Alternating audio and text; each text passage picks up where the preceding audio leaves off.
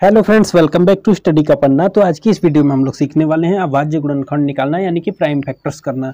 तो चलिए वीडियो को स्टार्ट करते हैं। देखिए, अभाज्य गुणनखंड निकालने से पहले आप लोग को प्राइम नंबर्स यानी कि अभाज्य संख्या पता होना चाहिए।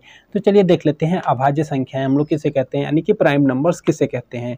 तो अभाज्य संख्याएं वे संख्याएं होती हैं जो केवल और केवल एक से और स्वयं से विभाजित हो, उन्हें अभाज्य संख्या कहते हैं।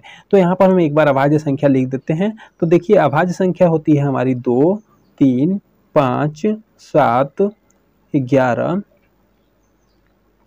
13, 17। ठीक है, इस तरह से अभाज्य संख्या हमारी बढ़ते हुए चली जाती है। अभाज्य संख्या वैसी संख्या होती हैं जिनके केवल दो ही अभाज्य गुणनखंड होते हैं, यानी कि केवल और केवल दो फैक्टर्स होते हैं, उन्हें अभाज्य संख्याएं कहते हैं। जैसे कि यहाँ पर देखिए, 2 का हम अगर अभाज्य गुणनखंड यानी कि प्राइम फैक्टर्स निकालेंगे तो इसका केवल और केवल 1 और 2 स्वयं यही 2 इसका फैक्टर्स निकलेगा। इसके अलावा और किसी भी टेबल्स में यानी कि किसी भी संख्या के पहाड़े में 2 जो है वो नहीं आएगा। एक तो यह 1 के पहाड़े में आएगा और एक स्वयं 2 के पहाड़े में आएगा, उसके अलावा किसी भी संख्या के पहाड़े में नहीं आएगा। वही अगर हम बात करें 4 की, तो देखिए 3 के बाद 4 आता है, तो 4 जो है 2 के पहाड़े में भी आएगा, 1 के पहाड़े में आएगा और 4 के स्वयं के पहाड़े में आएगा। इसलिए जो है 4 हमारा अभाज्य संख्या नहीं कहलाता है, प्राइम नंबर्स नहीं कहलाता है। ठीक है, तो आई होप कि आप लोग को प्राइम नंबर्स यानी कि अभाज्य संख्या पता चल गया होगा। अब हम लोग बात करते हैं अभाज्य गुणनखंड यानी कि प्राइम नंबर्स निकालने की।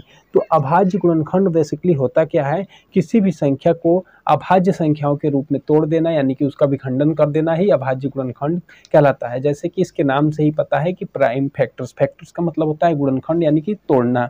तो यहाँ पर देखते हैं, हम किसी भी संख्या को, जैसे कि यहाँ पर हम एक संख्या लेते हैं, उसको हल करके आप लोग को उसका प्राइम फैक्टर्स यानी कि अभाज्य गुणनखंड करके हम बताते हैं। यहाँ पर पहले एक संख्या हमने ले लिया है। यहाँ पर जैसे कि आपसे बोला जाए कि आप यहाँ पर 60 का प्राइम फैक्टर्स निकालिए, 60 का अभाज्य गुणनखंड कीजिए। तो 60 का अभाज्य गुणनखंड हमें ज्ञात करने के लिए क्या करना होगा, देखिएगा। तो यहाँ पर हम 60 को, जो भी संख्या दिया होगा उसको सबसे पहले यहाँ पर हम लिखेंगे। तो हमने यहाँ पर 60 को लिख लिया। ठीक है, 60 को लिखने के बाद से इस तरह से एक लाइन बनाएंगे और एक लाइन इस तरह से बनाएंगे। उसके बाद हम क्या करेंगे, देखिएगा। सबसे पहले सबसे छोटी अभाज्य संख्या, यानी ये हम अभाज्य संख्या आप लोग को बताए हैं, इसीलिए सबसे छोटे अभाज्य संख्या से इसको भाग लगा करके देखेंगे। देखिए, आप लोग को एक नियम आप लोग को पता होगा, किसी भी संख्या के अंत में अगर 0 आए, 5 आए, ठीक है, 0 आए, 2 आए, ये सब सम संख्या होती हैं, ये 2 से विभाजित हो जाएंगी। 0, 2 या 0 और 2 आए तो यह सम संख्या होती है, यह आपका 2 से विभाजित हो जाएंगी। तो यहाँ पर देखिए 2 से यह विभाजित हो जाएगा, इसलिए हम सबसे पहले 2 से ही भाग लगाते हैं। 2 से इसको भाग देंगे तो 30 बार में पूरी तरह कट जाएगा। उसके बाद फिर देखिए यहाँ पर हम 2 से भाग लगाएंगे तो 2 से 15 जैसे भाग हम उसी संख्या से लगाएंगे। जैसे कि यहाँ पे प्राइम नंबर्स को हम उस प्राइम नंबर्स को यानी कि उस संख्या को लेंगे, सबसे छोटी संख्या से स्टार्ट करेंगे। सबसे छोटी संख्या या 2 है तो 2 से इसको भाग लगाएंगे तो 30 बार में कट जाएगा। ठीक है, क्योंकि 30 दूना 60 होता है। उसके बाद देखिए फिर 2 से भाग इसमें चला जाएगा तो 2 से भाग चला जाएगा 15 बार में। अब देखिए 2 के बाद यहाँ पर 2 से इसमें पूरी तरह से भाग नहीं जाएगा 15 में, तो अब 2 से भाग हम नहीं लगाएंगे। अब 2 से भाग नहीं जा रहा है तो हम 3 से भाग लगाएंगे। अब देखिए अगला संख्या हमारा 3 है तो 3 से भाग लगाएंगे, तो 3 से भाग इसको देंगे तो 3 × 5 = 15 यानी कि 5 बार में चला जाएगा। यहाँ पर 5 बार में चला जाएगा 15 3 से। उसके बाद देखिए अब यहाँ पर बचा 5, तो 3 से 5 पूरी तरह से भाग नहीं जा रहा है, अतः अगली अभाज्य संख्या हमारी 5 है तो हम 5 से इसको भाग लगाएंगे।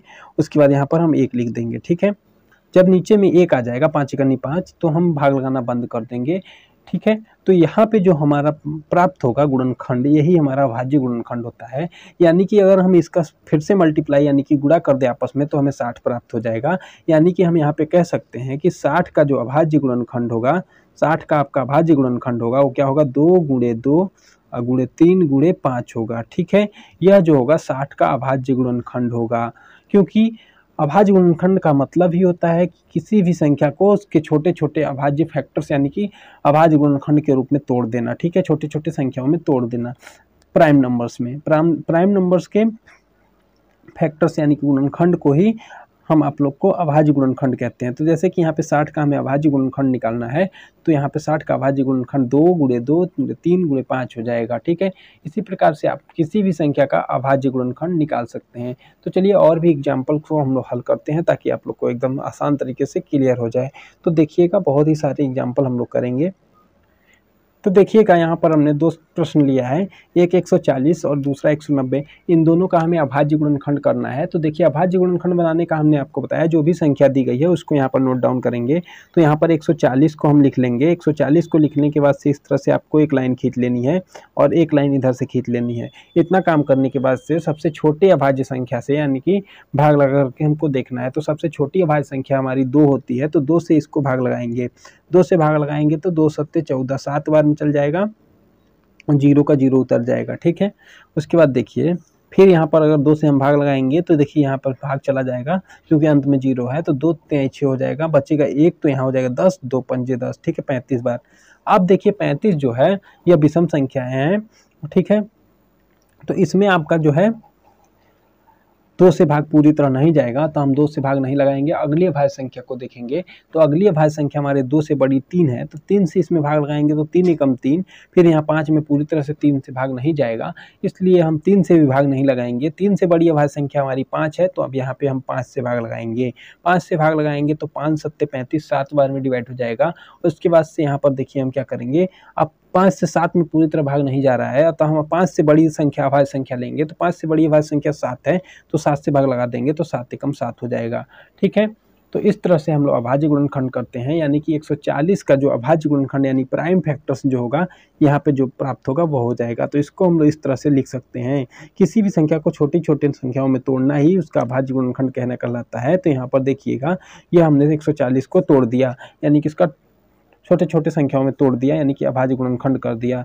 तो 140 अगर हमें प्राप्त करना है तो इन संख्याओं का हम दोबारा से गुना करेंगे प्राइम नंबर्स का, तो आप प्राइम नंबर्स का, तो आपस में आपको क्या हो जाएगा 140 वापस प्राप्त हो जाएगा। तो जैसे कि यहाँ पे 2 का गुणा 2 में करिएगा तो 2 दूना 4, 4 पंजे आपका 20 और 20 सत्ते 7 दूनी 14, 140 आपका प्राप्त हो जाएगा। तो इस तरह से हम लोग अभाज्य गुणनखंड ज्ञात करते हैं।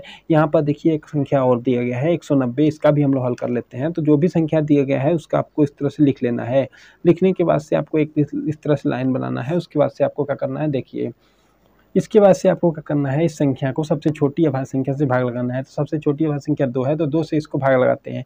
भाग उसी अभाज्य संख्या से लगाना है जिससे कि ये दी गई संख्या पूरी तरह से कटे, शेषफल बचता है, तो उस अभाज्य संख्या से हम भाग नहीं लगाएंगे, अगली अभाज्य संख्या को हम देखेंगे। तो यहाँ पर देखिए 2 से यहाँ पे भाग लगाते हैं तो चला जाएगा, 2 निम्न 18, बचेगा 1, 10, 2 पंजे 10। ठीक है, यहाँ पर देखिए फिर यहाँ पे 2 से भाग नहीं जाएगा।